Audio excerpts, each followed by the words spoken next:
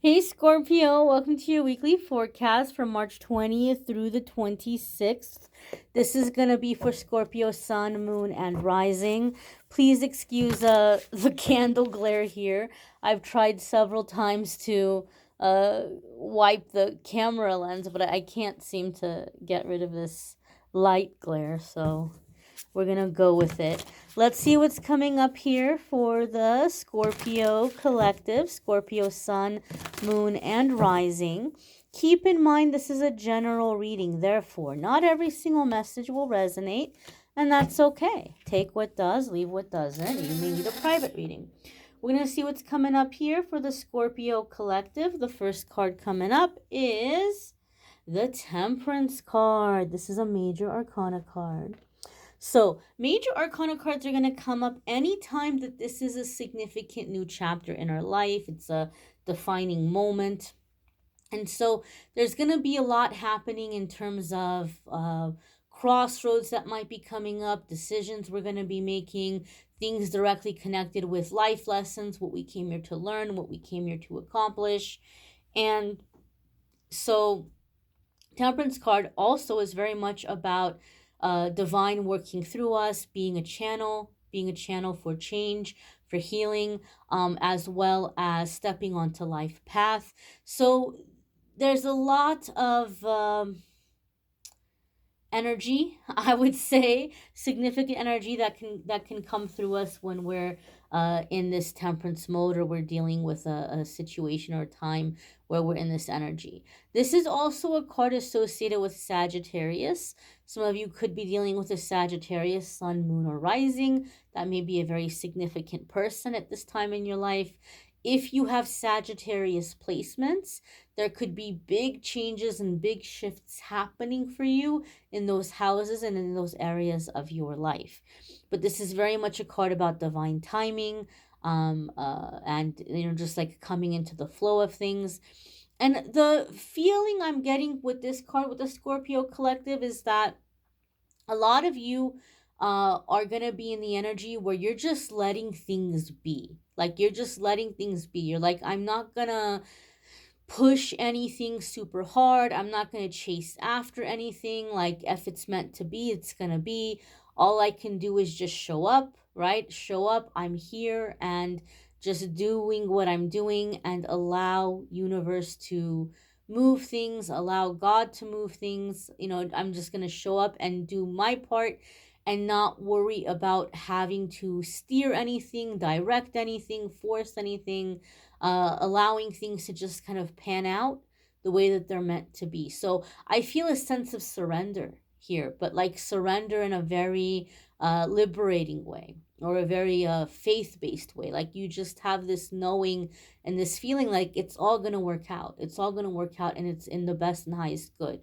The next card that's coming up here for the Scorpio collective is the Empress, and this could be both Taurus and Libra energies. If you have Taurus or Libra placements, there could be big changes or big shifts happening for you in those houses or those areas of your life. Some of you could be dealing with a Taurus or a Libra that might be a very significant person in your life at this time. The Empress energy overall is a card that has to do with divine feminine energy. So you may be stepping into your divine feminine, or you may be calling divine feminine energy into your life. Empress card can also be a card that comes up in my readings when we're coming into a very prolific time. We're coming into a time where we're doing a lot of creating. We're doing a lot of we're making a lot of progress. It is a card associated with fertility. So for some people, this could be, maybe perhaps conceiving or working towards conceiving.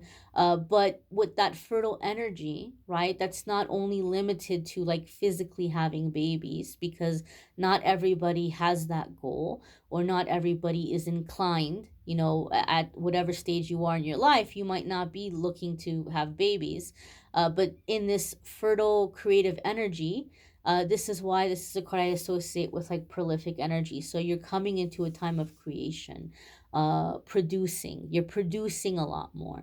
And this can be connecting with your own creative endeavors. This can be in a workplace situation, but you may find that you're putting out a lot of excellence. You're putting out a lot of quality when the Empress card appears in my readings. You may find that you're on a roll, so to speak.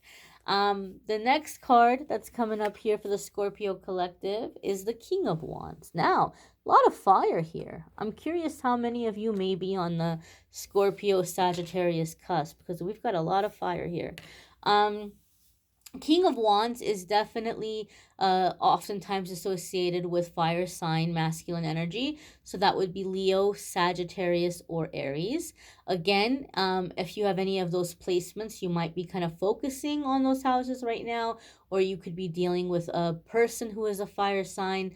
But aside from that, because we're not all dealing with a fire sign, or we may not have fire sign placements, it could be the qualities and the characteristics of the King of Wands.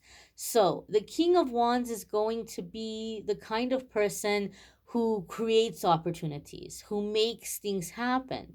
And we might say, well, how does that make sense if we have the Temperance card here and we're not forcing anything? Well, King of Wands sees what need to be met. King of Wands sees what needs to be fixed and will set out to do it. So to have the King of Wands coming in with the Temperance, this is a really great balance of taking action, of fixing problems, but also being in like this surrender in terms of like, I'm going to do my part. I'm going to do what I can to fix this. I'm going to do what I can to improve this. But at the end of the day, I'm surrendering the outcome.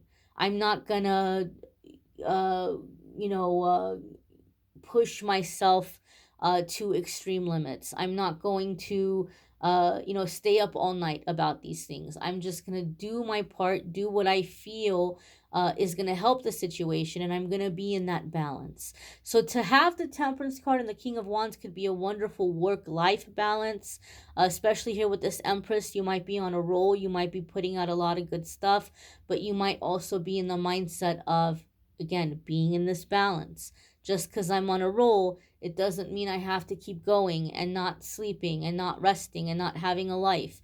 King of Wands is also very passionate energy. So you might be putting energy towards things that you're passionate about, things that you're excited about. You might be encountering a person who's very passionate. And so you might decide, I'm going to make time for this person and be in this work life balance. But these cards coming in together give me a sense of like doing a really good job, being in a really good place, and having balance with the work that you're doing and allowing yourself to live the rest of your life. Now, your next card is the Four of Wands. So, Four of Wands traditionally can be gatherings, get togethers. And so sometimes this light's really bugging me. I'm trying to find a good way to.